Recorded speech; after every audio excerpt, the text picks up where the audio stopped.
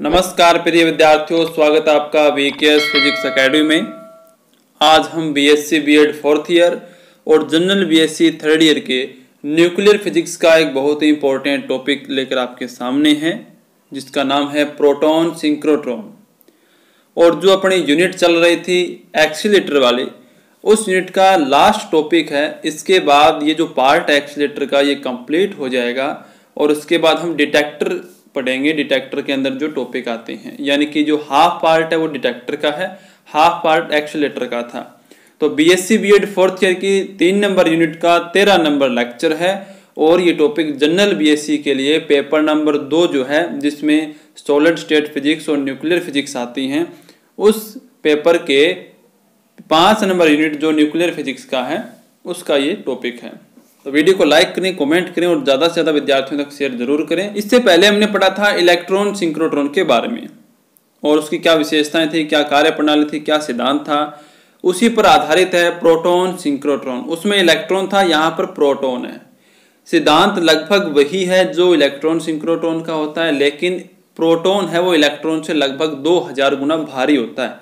इसलिए जितना त्वरित, जितनी ऊर्जा हम इलेक्ट्रॉन को दे सकते हैं इलेक्ट्रॉन सिंक्रोट्रॉन से, उतना हम प्रोटॉन को नहीं दे सकते, उतनी एनर्जी नहीं दे सकते। इसलिए हमें उस सिद्धांत के अंदर, यानी जो इलेक्ट्रॉन सिंक्रोट्रॉन का जो सिद्धांत था, उसमें कुछ चेंजेस करने पड़ते हैं। बस वो चेंज करके हम इसके अलग कार्य प्रणाली पढ़ेंगे, अलग संरचना पढ़ेंगे और इसके एनर्जी के जो समीकरण वो हम प्राप्त करते हैं। आइए शुरू करते हैं। Proton synchrotron. प्रोटॉन सिंक्रोट्रॉन के द्वारा प्रोटॉन की गतिज ऊर्जा में वृद्धि की जाती है। ये जो इंपॉर्टेंट पॉइंट्स यहाँ पर हैं, इनको आप याद रखें तो आपके लिए ज़्यादा बेटर रहेगा। प्रोटॉन सिंक्रोट्रॉन के द्वारा प्रोटॉन की गतिज ऊर्जा में वृद्धि की जाती है। फिर 2 टाइप्स के प्रोटॉन सिंक्रोट्रॉन जो बनाए गए हैं, उनमें से मुख्य रूप से ब्रुकहेवन नेशनल लेबोरेटरी में बने प्रोटॉन सिंक्रोट्रॉन, जिसको कोस्मोट्रॉन भी कहा जाता है, से 3 गीगा इलेक्ट्रॉन वोल्ट तक के प्रोटॉन प्राप्त होते हैं। यानी कोस्मोट्रॉन से 3 गीगा इलेक्ट्रॉन वोल्ट तक के प्रोटॉन प्राप्त होते हैं। इसके अलावा डूबना रूस में बने प्रोटॉन सिंक्रोट्रॉन द्वारा 10 गीगा इलेक्ट्रॉन वोल्ट तक के प्रोटॉन प्राप्त होते हैं। प्रोटॉन इलेक्ट्रॉन से लगभग 2000 गुना भारी होता है। इसी वजह से जो इलेक्ट्रॉन सिंक्रोट्रॉन का प्रिंसिपल है, उसको हमें चेंज करना पड़ता है जब हम प्रोटॉन को त्वरित करते हैं। प्रोटॉन सिंक्रोट्रॉन का सिद्धांत इलेक्ट्रॉन सिंक्रोट्रॉन के समान ही होता है, लेकिन कुछ परिवर्तन इसमें करने पड़ते हैं, क्योंकि प्रोटॉन इलेक्ट्रॉन से लगभग 2000 गुना भारी होता है। तो वो सिद्धांत क्या है जिसमें हमें चेंज करने पड़ेंगे, यहाँ पर हम देखें पॉइंट नंबर 1। प्रोटॉन का वेग 0.98 c यानी प्रकाश के वेग का लगभग 98% तक नहीं पहुंच पाता है, जब तक कि प्रोटॉन की ऊर्जा 4 गीगा इलेक्ट्रॉन वोल्ट से अधिक नहीं हो जाए। यानी जब तक कि प्रोटॉन की ऊर्जा आप 4 गीगा इलेक्ट्रॉन वोल्ट से ज्यादा नहीं कर देते, तब तक प्रोटॉन का वेग है वो 0.98 c तक नहीं पहुंच पाएगा। स्थायी कक्षा में प्रोटॉन की कोणीय आवृत्ति बहुत बढ़ जाती है। जब ऐसा होता है, इतनी एनर्जी जब होती है, इसका वेग जब इतना हो जाता है 0.98 c, तो जो इसकी स्थायी कक्षा है जहां पर ये चक्कर लगाएगा त्वरित करने के लिए, उसमें इसकी कोणीय आवृत्ति बहुत ज्यादा बढ़ जाएगी। इसलिए आप क्या करेंगे, रेडियो फ्रिक्वेंसी जो आवृत्ति है उसमें बहुत अधिक परिवर्तन आपको करना पड़ता है। दूसरा पॉइंट इसका ये है कि इस प्रोटॉन सिंक्रोट्रॉन में 1 से लेकर 10 मेगा इलेक्ट्रॉन वोल्ट तक के प्रोटॉनों का अंतःक्षेपण यानी इंजेक्शन जिसे हम कहते हैं, रैखिक त्वरितर या वान डी ग्राफ से करते हैं। यानी जो हमने आयन स्रोत पढ़े थे कि उन आयन स्रोतों से हम इंजेक्ट करते हैं, तो जो हम पहले पढ़ के आए हैं रैखिक त्वरितर, वान डी ग्राफ, उनके द्वारा जो हम त्वरित करते हैं अलग अलग आयनों को, तो वो विधियां उपयोग करते हैं प्रोटॉन सिंक्रोट्रॉन में प्रोटॉनों को अंतःक्षेपित करवाने के लिए, ना कि अंतःक्षेपण विधि से। डायरेक्ट अंतःक्षेपित नहीं करते हम, पहले हम इनको रैखिक त्वरितर या वान डी ग्राफ से त्वरित करके फिर अंतःक्षेपित करवाते हैं। जब चुंबकीय क्षेत्र का मान बढ़ाना प्रारंभ करते हैं। यानी जैसे जैसे हम चुंबकीय क्षेत्र का मान बढ़ाना स्टार्ट करेंगे उस टाइप पे हम इसमें अंतःक्षेपण करवाएंगे रेखिक त्वरित लीनियर एक्सीलरेटर या वान डी ग्राफ की सहायता से। ये इसके सिद्धांत में 2 चेंजेस हमें करने होते हैं। फिर इसकी संरचना, इस त्वरितर में डोनेट आकृति का एक निर्वातित रेस ट्रैक होता है, यानी जिसके अंदर ये गोल गोल चक्कर लगाएगा, यानी परिधि के रूप में चक्कर लगाएगा, वर्ताकार रूप में चक्कर लगाएगा, उसे कहेंगे रेस ट्रैक। और वो होता है वैक्यूम, जिसमें नियत त्रिज्या के 4/4 वर्तीय खंड होते हैं, यानी सेम त्रिज्या के, जिसे आप R0 मानेंगे, 4 वर्तीय खंड होंगे। इन वर्तीय खंडों को वलयाकृति चुंबकीय ध्रुवों, जिनका अनुप्रस्थ काट C के आकार का होता है, जो इलेक्ट्रॉन सिंक्रोट्रॉन में हमने पढ़ा था C के आकार के वलयाखंड लगाते हैं, उसी टाइप के होते हैं, लेकिन इसमें 4 वर्तीय खंड होते हैं जिनकी प्रत्येक की त्रिज्या R0 होती है, के मध्य इस प्रकार रखते हैं कि चुंबकीय क्षेत्र डोनेट प्रकोष्ठ के लंबवत रहे। इस प्रकार से उनको व्यवस्थित किया जाता है और हर वर्तीय खंड की त्रिज्या होती है R0। यहाँ पर आप डायग्राम देख सकते हैं, ये 4 वर्तीय खंड हैं R0 त्रिज्या के। यहाँ पर 4 सीधे खंड भी हैं जिनकी लंबाइयां हैं L। 4 यहाँ पर आपको दिखाए गए हैं जो इनसे जुड़े हुए हैं। ये यहाँ पर प्रोटॉन कक्ष है। यहाँ पर आप देख सकते हैं चतुर्थांश खंड चुंबक है ये। यहाँ पर है T लक्ष्य और यहाँ पर है अनुनाद कोटर, जहाँ से आप इसकी जो आवृत्ति है उसमें चेंजेस करते हैं। और यहाँ पर है प्रोटॉन अंतःक्षेपित, यानी यहाँ से आप प्रोटॉनों को इसके अंदर प्रवेश करवाएंगे बाहर से पहले लीनियर एक्सीलरेटर या वान डी ग्राफ से अपने त्वरित करवाते हुए। तो ये डायग्राम है इसका।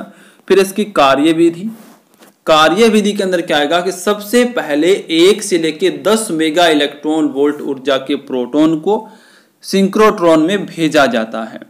फिर चुंबकीय क्षेत्र बढ़ने से प्रोटॉनों की ऊर्जा भी बढ़ जाएगी। जैसे जैसे चुंबकीय क्षेत्र का मान बढ़ेगा प्रोटॉनों की ऊर्जा बढ़ती जाएगी।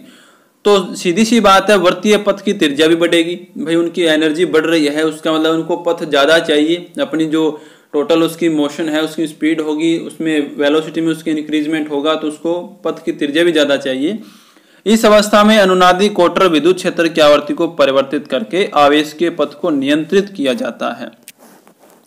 यानी यहाँ पर जो अनुनादी कोटर R है, जैसे इसकी चुंबकीय क्षेत्र का मान बढ़ता है, इसकी त्रिज्या बढ़ने वाली होती है इसकी स्पीड के साथ, तो यहाँ से इसकी जो आवृत्ति उसको एडजस्ट कर दिया जाता है और इसकी कक्षा को स्थायी बनाने का काम करता है। उसके लिए हम क्या करते हैं, विद्युत क्षेत्र की आवृत्ति को चेंज कर देते हैं और उसकी ऊर्जा में वृद्धि करते हैं, यानी पथ को नियंत्रित करते हुए उसकी ऊर्जा में हम वृद्धि करते हैं। तो ये जो ऊर्जा है इसको, ये जो आवृत्ति है इसको समत्वरित बनाए रखने के लिए विद्युत क्षेत्र की आवृत्ति लगभग आपको 250 किलो साइकिल पर सेकंड से 10 मेगा साइकिल पर सेकंड तक बदलनी पड़ती है। यानी 250 किलो चक्कर प्रति सेकंड से 10 मेगा चक्कर प्रति सेकंड तक बदलनी पड़ती है। तो प्रोटॉन एक चक्कर में 800 इलेक्ट्रॉन वोल्ट ऊर्जा को प्राप्त कर लेता है और यह प्रोटॉन सिंक्रोट्रॉन में 1 सेकंड तक रहता है और उतने ही समय में चुंबकीय क्षेत्र का मान भी अधिकतम हो जाता है। इसके बाद चुंबकीय क्षेत्र का मान वापस कम हो जाएगा, फिर बाद में वापस से बढ़ने लग जाएगा। इस तरीके से इसकी एनर्जी है वो लगातार बढ़ती रहती है। वीडियो को लाइक करना मत भूले, कमेंट करना मत भूले और शेयर ज़्यादा से ज़्यादा विद्यार्थियों तक इसे जरूर करें। अब हम देखते हैं प्रोटॉन की घूर्णन आवृत्ति क्या होगी और उसके लिए चुंबकीय क्षेत्र का मान क्या होगा, किस पर डिपेंड करता है। तो R0 त्रिज्या के पूर्ण वर्ताकार कक्षा में प्रोटॉन की घूर्णन आवृत्ति क्या होती है। हम पहले के टॉपिक्स में पढ़ के आए हैं ओमेगा बराबर QB/m। जैसे साइक्लोट्रॉन के अंदर हम पढ़ते हैं QB/m। यहाँ पर Q की जगह मैंने ले रखा E, प्रोटॉन का आवेश, तो ओमेगा बराबर हो जाएगा EB/m। तथा न्यू बराबर क्या होता है, ओमेगा/2π, क्योंकि ओमेगा बराबर क्या होता है 2π न्यू। तो यहाँ पर न्यू की जो वैल्यू ज्ञात करेंगे आवृत्ति की तो होगा ओमेगा/2π। अब आप क्या करेंगे, न्यू बराबर ये जो ओमेगा है यहाँ पर EB/m यहाँ पर पुट हम कर देते हैं। तो हमारे पास समीकरण क्या आएगी, न्यू बराबर EB/2πm और इसके साथ साथ मैं c² से इसको ऊपर नीचे मल्टीप्लाई कर देता हूँ। ये मल्टीप्लाई मैंने इसलिए किया ताकि मैं इसमें प्रोटॉन की एनर्जी को ऐड कर सकूं। प्रोटॉन की ऊर्जा यहाँ पर E होगी जिसे हम mc² से डिनोट करेंगे। तो यहाँ पर आप देख सकते हैं एम सी स्क्वायर यहाँ पर जो है इसे हमने लिखा ई से, तो ई यहाँ पर प्रोटॉन की टोटल एनर्जी को रिप्रेजेंट करता है। तो यहाँ पर आप एक टाइप से तो क्या बना सकते हैं, आवर्ती के पद में आ गया, ऊर्जा आ गई इसमें, और यहाँ से अगर आप 2 पाई को उधर मल्टीप्लाई करें तो ओमेगा बराबर आपके पास क्या बनेगा, E B C square upon E. ये आपका कोणीय आवर्ती का आ जाएगा फॉर्मूला, किसके लिए, प्रोटॉन के लिए। अब यहाँ पर हमें वैल्यू पुट करनी है इस टोटल एनर्जी की। ई बराबर एम सी स्क्वायर होता है और ई बराबर T plus M naught C square भी होता है, क्योंकि एम जो है यहाँ पर आपेक्षिकीय द्रव्यमान होता है, और आपेक्षिकीय द्रव्यमान जो है उसके अंदर जो आइंस्टीन ने बताए थे विराम द्रव्यमान का पद भी आएगा, एनर्जी का पद भी आएगा, मोमेंटम भी आएगा। तो यहाँ पर जो ई है उसको हम रिप्रेजेंट करेंगे विराम द्रव्यमान के साथ T plus M naught C square से। इसे आप बड़े ध्यान से देखिएगा, यही आपको चेंज करना है इस टॉपिक के अंदर।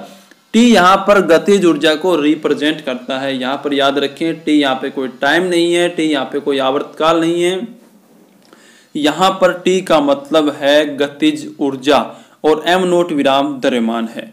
तो हम सिर्फ इतना ही चेंज करेंगे, जो अपना आवर्ती का फॉर्मूला था यहाँ पर ई की जगह हम लिखेंगे T plus M naught C square. तो हमारे पास आवर्ती का फॉर्मूला क्या आ जाएगा, न्यू बराबर E B C square upon 2 pi T plus M naught C square. ये आ गया आवर्ती का फॉर्मूला। अब इसमें आपको थोड़ा सा और ध्यान देना पड़ेगा, एक स्टेप में इसमें ऐड और कर रहा हूं। यहाँ पर जो आपने डायग्राम देखा था, इसमें ये जो वृत्तीय खंड है जिनकी प्रत्येक की त्रिज्या आर नोट है, तो इनकी सभी की जो परिधियां हैं वो होगी 2 पाई आर नोट। और इसके साथ साथ इसमें जो एल लंबाई के खंड, सीधे खंड इसमें और जुड़े हैं। ये एल लंबाई के खंड क्या करते हैं, टोटल इसका जो एक पथ होगा जिसे मैं 2 पाई आर नोट से ही डिनोट करूं, तो ये जो सीधे लंबाई के वृत्तीय सीधे लंबाई के खंड जो है यहाँ पर एल लंबाई के, वो क्या करते हैं, इसको इसके पथ को कम करने का प्रयास करते हैं, यानी इस पर डिपेंड करेगा इसका पथ, क्योंकि यहाँ पे सीधे लंबाई के जो खंड है वो भी जुड़े हुए हैं जिनको हम एल से डिनोट करेंगे। तो इस बात को ध्यान में रखते हुए हम यहाँ पर आवर्ती के फॉर्मूले में थोड़ा सा चेंज करेंगे। रेस ट्रैक के निर्वातित प्रकोष्ठ में आर नोट त्रिज्या के 4/4 वृत्तीय खंड व एल लंबाई के 4 सीधे खंड होते हैं, इसलिए घूर्णन आवर्ती पथ की लंबाई के अनुपात में कम हो जाती है। और कितना कम हो जाएगी वो यहाँ पर आप देखेंगे कि न्यू बराबर E B C square upon 2 pi T plus M naught C square. ये तो आपका फॉर्मूला यहाँ तक है सेम, ये वाला फॉर्मूला ही है। इसके बाद इसके साथ मल्टीप्लाई हम करेंगे कि टोटल जो पथ है वो है 2 पाई आर नोट, और वो कितना कम हो जाएगा, वो हो जाएगा 4L से, यानी कि 2 pi R naught plus 4L। ये टोटल परिधि जो है इसमें 4L और ऐड हो रहे हैं। तो इतने ही अनुपात से जो है इसकी जो पथ की जो लंबाई है वो इस अनुपात में कम हो जाती है। इसे हमने कह दिया समीकरण नंबर 1। ये यहाँ पर इसमें इफेक्ट डालता है। अब आपको T plus M naught square की क्या करनी है, वैल्यू को फाइंड करना है आपेक्षिकीय द्रव्यमान ऊर्जा संबंध से, और फिर यहाँ से हमें चुंबकीय क्षेत्र का मान ज्ञात करना होता है।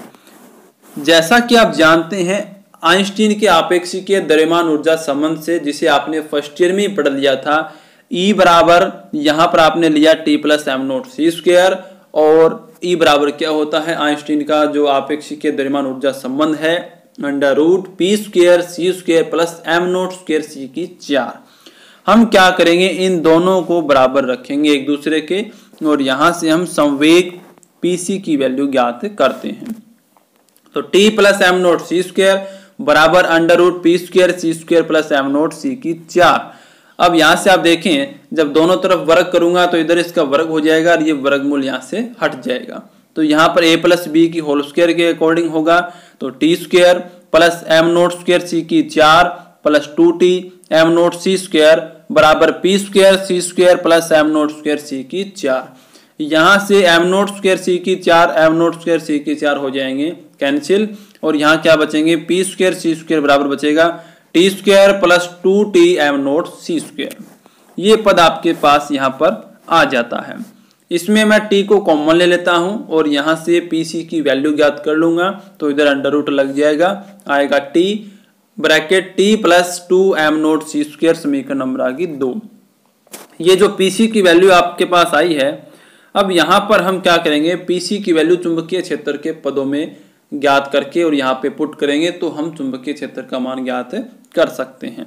इसके लिए हम पहले से जो फॉर्मूला जानते हैं उसी का यूज करेंगे। रेस ट्रैक की त्रिज्या क्या होती है, यहाँ पर आर नोट बराबर P upon E B into C upon C. आपने ये पढ़ा है पहले कि जो त्रिज्या आर होती है, जो साइक्लोट्रॉन के अंदर हमने पढ़ा था, M V upon Q B होती है।